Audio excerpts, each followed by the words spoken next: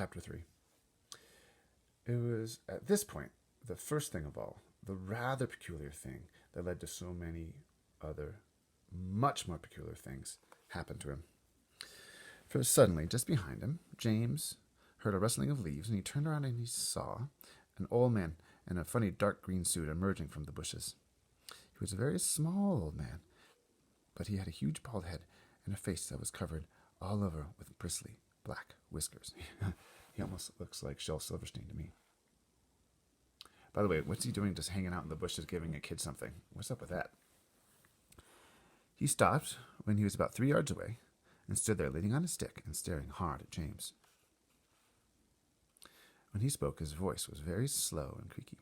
"Come closer to me, little boy," he said, beckoning to James with a finger. I'd be terrified. "Come right up close to me, and I will show you something wonderful." James was too frightened to move. The old man hobbled, that means walked unsteadily, hobbled a step or two nearer. Then he put a hand into his pocket of his jacket and took out a small white paper bag. "You see these?" he whispered, waving the bag gently to and fro in front of James's face. "You know what this is, my dear? You know it's inside this little bag?" Then he came nearer still, leaning forward and pushing his face so close to James that James could feel breath blowing on his cheeks. Whoa, freaky! Here we are. The breath smelled musty and stale and slightly mildewed, like air in an old cellar. "Take a look, my dear," he said, opening the bag and tilting it towards James. Inside, James could see a mass of tiny green things that looked like little stones or crystals, each one about the size of a grain of rice. They were extraordinarily beautiful. There was a strange brightness about them, a sort of luminous quality that made them glow and sparkle in the most wonderful way. Lovely language. "Listen to them," the old man whispered.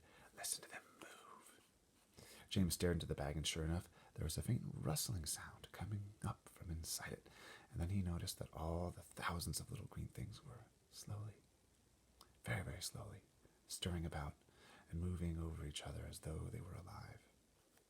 "There's more power and magic in those things in there than in all the rest of the world put together," the old man said softly. "But what are they?" James murmured, finding his voice at last. "Where do they come from?" "Aha!" the old man whispered. "You never guessed that." He was crouching a little now, and pushing his face still closer and closer to James until the tip of his long nose was actually touching the skin on James's forehead. Then, suddenly, he jumped back and began waving his stick madly in the air. "Crocodile tongues!" he cried. 1,000 long, slimy crocodile tongues boiled up in the skull of a dead witch for 20 days and nights, with the eyeball of a lizard. Add the finger of a young monkey, the gizzard of a pig, the beak of a green parrot, the juice of a porcupine, and 3 spoonfuls of sugar. Stew for another week, and then let the moon do the rest." All at once, he pushed the white paper bag into James's hands, and he said, "Here, you take it. It's yours." What? Wow. Chapter 4. James Henry Trotter stood there clutching the bag and staring at the old man. "And now," the old man said, "all you've got to do is this. Take a large jug of water, pour all the little green things into it, then very slowly, one by one, add 10 hairs from your own head. That sets them off. It gets them going. In a couple of minutes, the water will begin to froth and bubble furiously. And as soon as that happens, you must quickly drink it all down, the whole jugful, in one gulp. And then, my dear, you will feel it churning and boiling in your mouth, and steam will start coming out of your mouth. You will feel it churning and boiling in your stomach, and steam will start coming out of your mouth. And immediately after that, marvelous things will start happening to you. Fabulous, unbelievable things. And you will never be miserable again in your life, because you are miserable, aren't you? You needn't tell me. I know all about it. Now, off you go and do exactly as I say. And don't whisper a word of this to those 2 horrible aunts of yours. Not a word. And don't let those green things in here get away from you either. Because if they do escape, then they will be working their magic upon somebody else instead of upon you. And isn't that what you... isn't what you want at all, is it, my dear? Whoever they meet first, be it bug, insect, animal, or tree. That will be the one who gets the full power of their magic. So hold the bag tight. Don't tear the paper. Off you go. Hurry up. Don't wait. Now's the time. Hurry. With that, the old man turned away and disappeared into the bushes. So who is that guy? He seems like he must be a wizard or something because he's like knows spells and talks about witches. How does he know Harry's like James Henry Trotter's life? You know, how long has he been following him? Interesting stuff. All right. The next moment, James was running back towards the house as fast as he could go. Excuse me. He would do it all in the kitchen, he told himself. If only he could get in there without Aunt Sponge and Aunt Spiker seeing him. He was terribly excited. He flew through the long grass and the stinging nettles, not caring whether he got stung or not, on his bare knees. And in the distance he could see Aunt Sponge and Aunt Spiker sitting in their chairs with their backs toward him.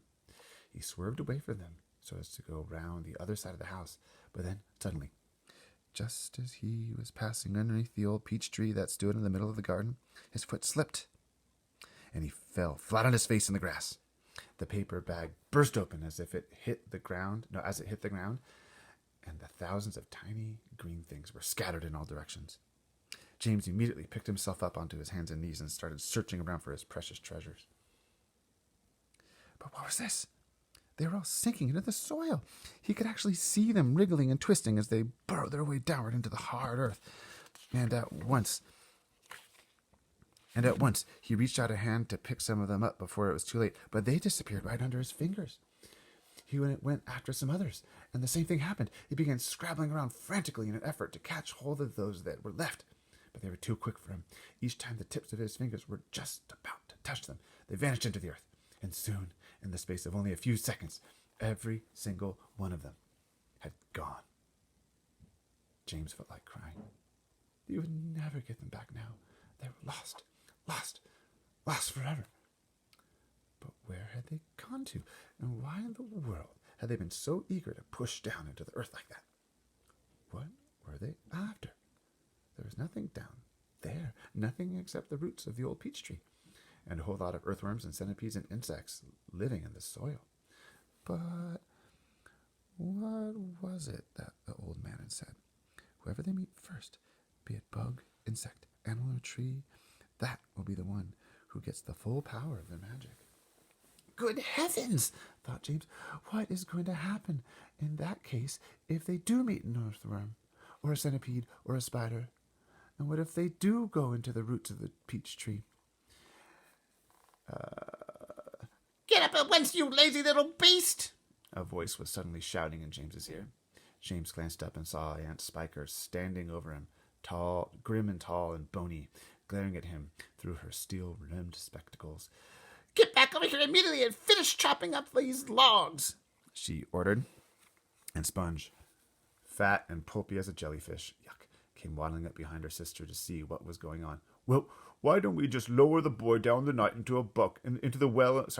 Why don't we just lower the boy down the well in a bucket and leave him there for the night, she suggested. That ought to teach him not to laze around like this for the whole day long. But they're the one lazing around. Ugh. That's a very good wheeze, my dear Sponge. Oh, wizard's wheezes from Harry Potter. Okay, that must mean joke. But let's make him finish chopping off the wood first. Be off with you at once, you hideous brat, and do some work. Slowly, sadly, poor James got up off the ground and went back to the woodpile. Oh, if only he hadn't slipped and fallen and dropped that precious bag. All hope of a happier life had gone completely now. Today and tomorrow and the next day and all the other days as well would be nothing but punishment and pain, unhappiness and despair. He picked up the chopper and was just about to start chopping away again when he heard a shout behind him that made him stop and turn.